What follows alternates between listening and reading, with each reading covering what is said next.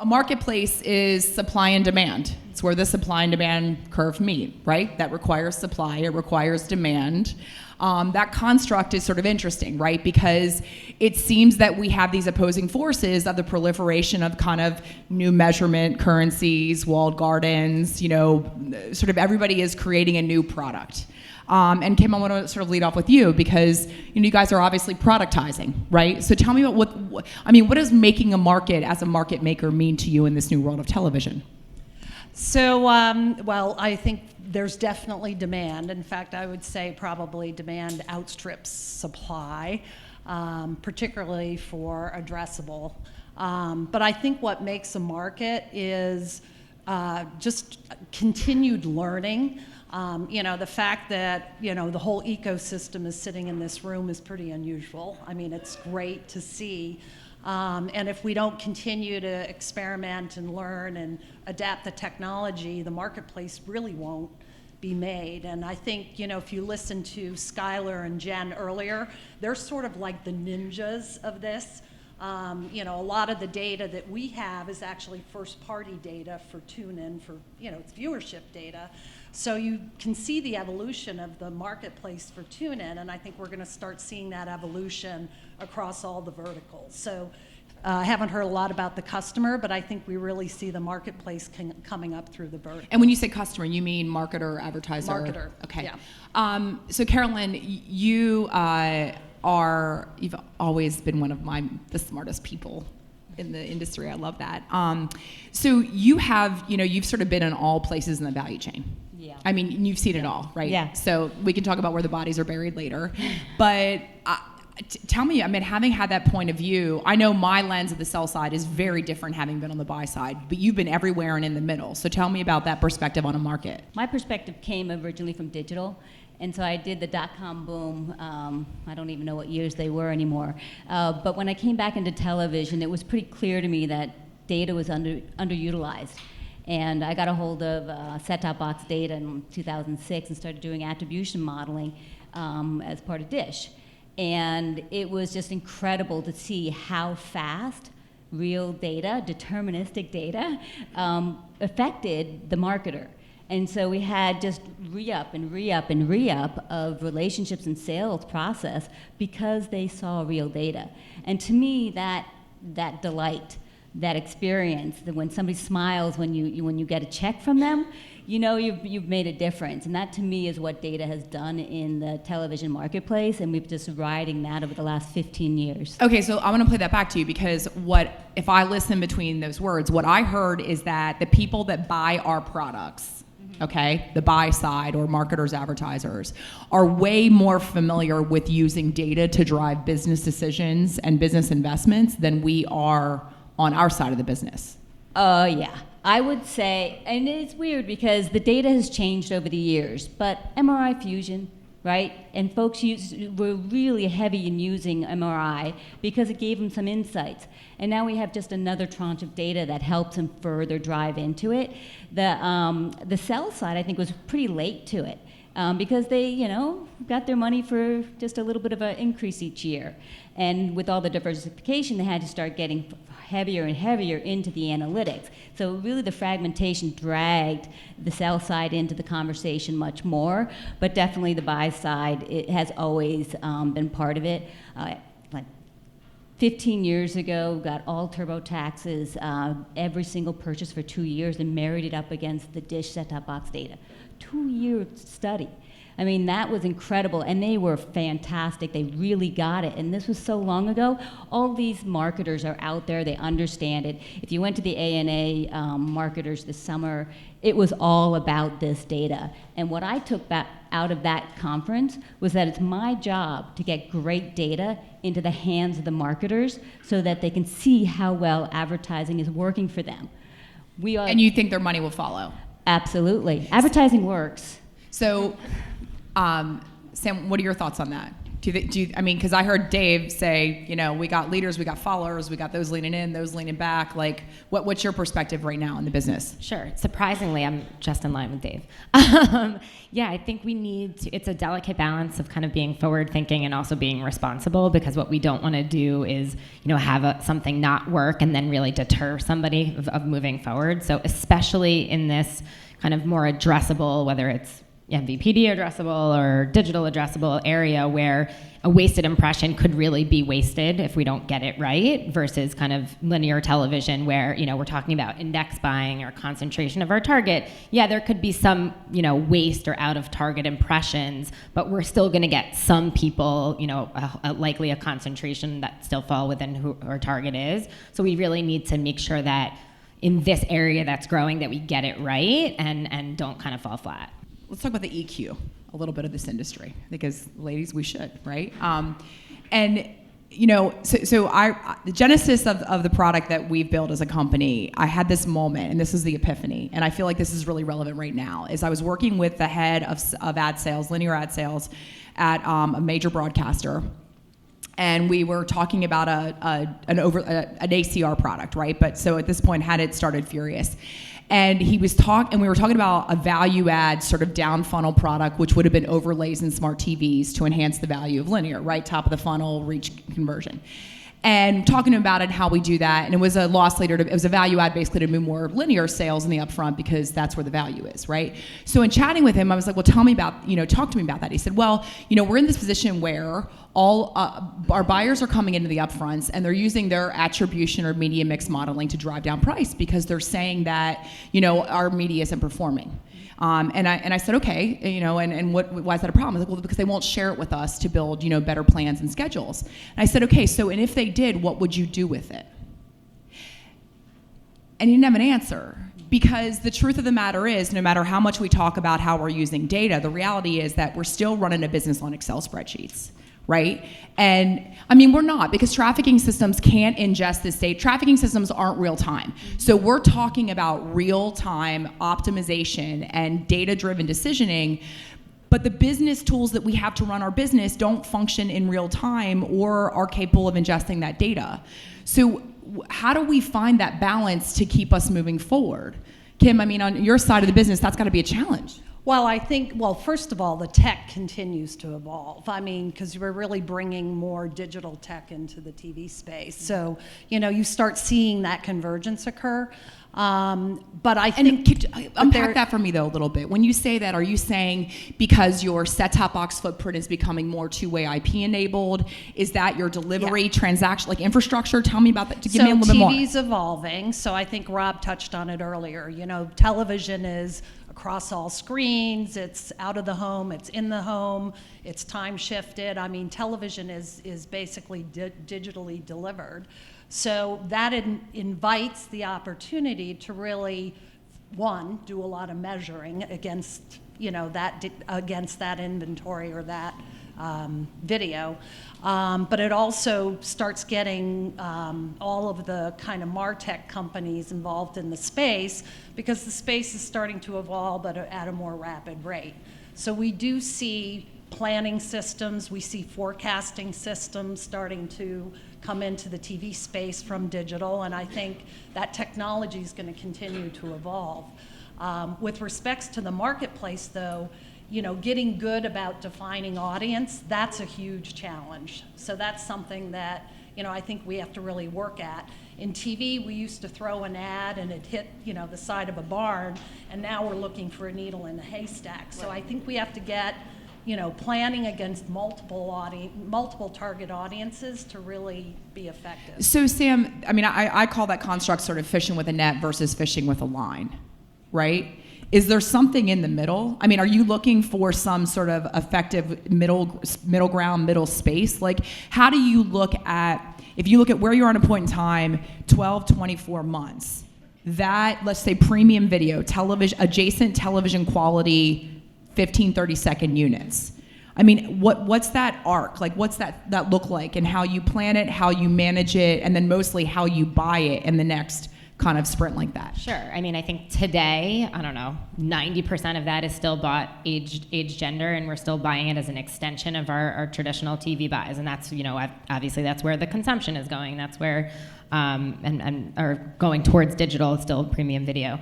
I think, obviously that 10% is going to evolve.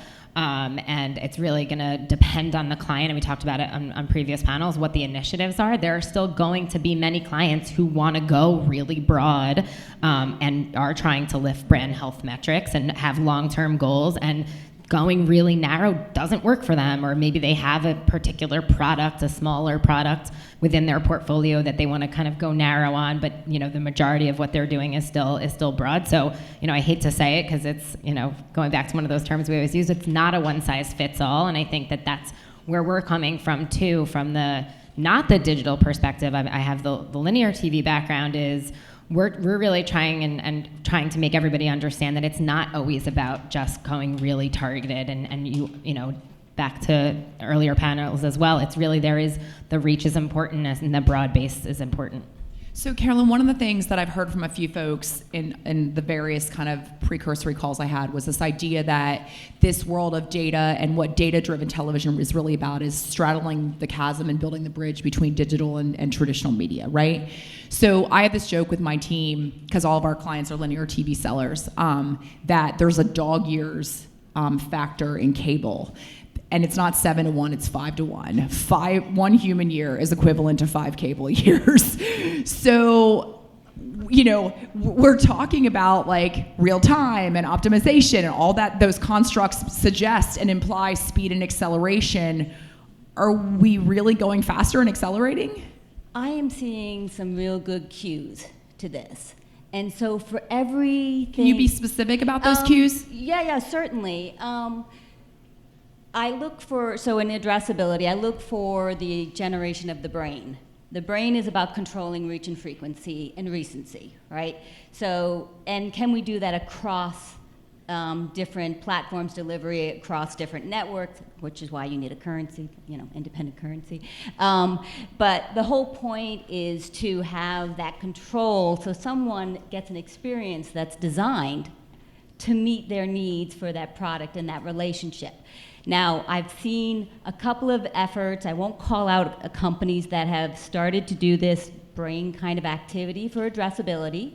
I've seen some support mechanisms, particularly with smart TVs and Project OR and things like that, that are attempting to bridge a couple different companies and delivery with a brain. So I've seen that. I've seen things like Crystal, who is Crystal's the playout automation group, that are beginning to say, hey, if I intersect this call that's going on a broadcast signal, bounce it back, we can actually have the amount of time it takes to insert a different ad at the right time. And you don't need to load up all the ads at either smart TV or the set-top box or whatever.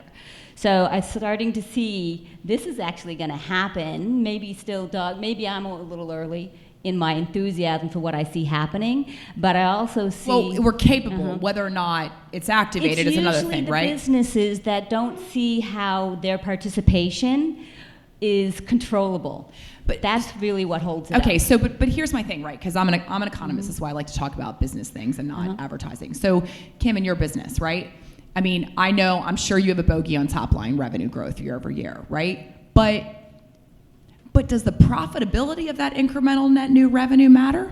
Because all I'm hearing is the cost of doing business, the ROI for every dollar spent may incrementally, on a dollar to dollar, may be increasing for marketers, and whether that's because it's outcomes measured or because they can now fish with a line instead of a net, and just may be the fact they're buying less quantity at a higher price. Like, there's different ways I can play that math out really simply on positive ROI on the buy side. When I look at the sell side, if the cost of doing business for every incremental spot or impression you sell increases, and now we introduce an ad tax to TV, at what point do the wheels fall off the bus and you're like, this shit's not working, I'm going to drop the mic and walk away?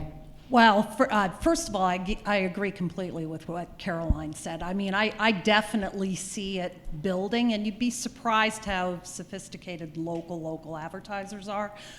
In terms of the economics, I mean, we're seeing the top line revenue, but we're also seeing things like platforms and portals that we're developing that David talked about start increasing that customer base. So, at a local level where, if we go from 10,000 to 30,000, local advertisers through automation and a portal, there's economics that are to our benefit there. How many sales calls are actually at have a salesperson attached to them. So I think automation, self-provisioning, even with the agency environment, we're looking to do more self-provisioning. So I think those are the other things that evolve. And just to be clear, you mean sort of like self-service buying platforms, correct? Buying platforms, and yes. that would be through the 9 for the perspective of the ability to buy, see inventory that is available, and then the whole way through to scheduling? Right.